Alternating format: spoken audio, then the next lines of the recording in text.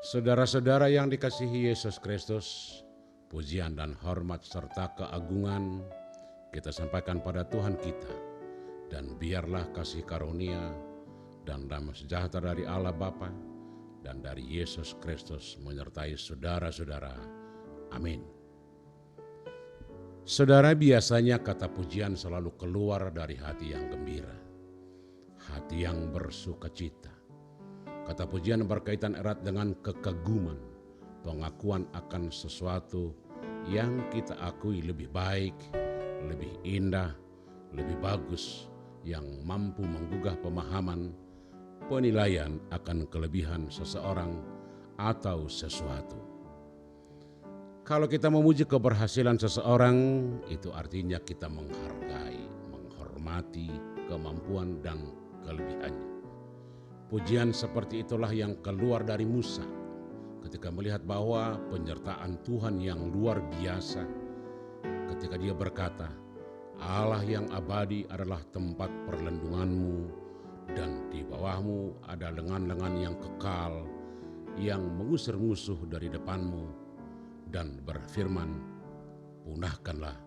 Ulangan 33 ayat 27. Saudara-saudara yang terkasih, pernyataan ini merupakan suatu ungkapan dan pengakuan yang dilatar belakangi akan perbuatan Tuhan yang sangat besar melalui dirinya dan kepada umatnya. Musa sangat terpesona dengan tindakan Tuhan yang memilihnya sebagai orang yang akan membawa mereka keluar dari Mesir. Karena dia tahu bahwa keberadaannya yang tidak memiliki kemampuan apa-apa, tidak mempunyai kelebihan, tetapi Tuhan memilih dan menjadikannya untuk tempat Tuhan melakukan hal besar dan ajaib. Karena itulah Musa menyuarakan ajakan ini, karena Tuhan memperhatikan kerendahannya dan mengangkatnya menjadi begitu besar.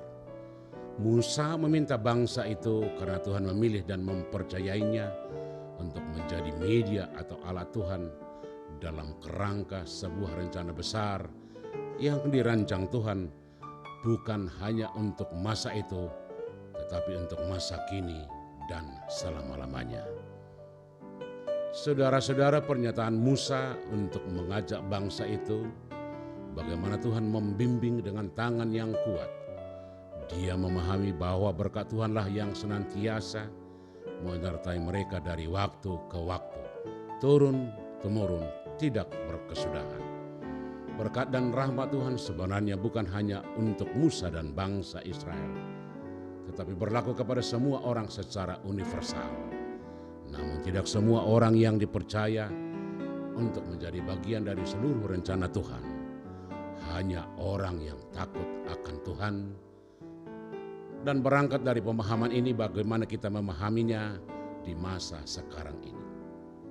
Berkat Tuhan akan senantiasa ada dan semua orang diberi kesempatan yang sama untuk menjadi bagian dari seluruh rencananya.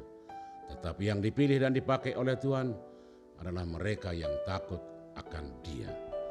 Tuhan tidak pernah melihat orang dari kemampuan secara intelektual atau secara finansial, pintar atau bodoh, kaya atau miskin. Tuhan hanya melihat percaya atau tidak, taat atau berontak, setia di janji atau ingkar janji. Ketika hidup penuh dengan kesetiaan kepada janji, penuh dengan cinta kasih terhadap semua, penuh dengan pujian dan sukacita, di saat seperti itulah rahmat-Nya akan berkelimpahan. Karena itu hiduplah dengan pujian, Tuhan bersama kita. Amin.